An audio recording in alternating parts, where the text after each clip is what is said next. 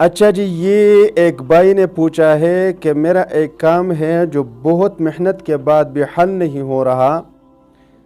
اس کے لیے کوئی وظیفہ بتا دوں؟ تو میرے پیارے بھائی، ہم تو اللہ کے خزانوں سے لینے کے طریقے صرف بتا سکتے ہیں، باقی کرنے آپ نے خود ہیں۔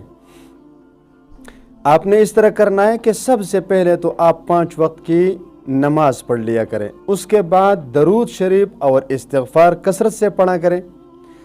وظیفہ یہ ہے میرے پیارے بھائی، سورۃ المؤمن، یہ 24ویں پارے میں ہے سورۃ المؤمن، باوضو ہو کر اس کو 100 مرتبہ پڑھنی ہے، 100 مرتبہ باوضو ہو کر۔ اگر آپ اکیلے 100 مرتبہ نہیں پڑھ سکتے تو کچھ آدمیوں کو اکٹھا کر کے ایک ساتھ 100 مرتبہ پڑھ لیں، مشکل چاہے کتنی ہی بڑی کیوں نہ ہو،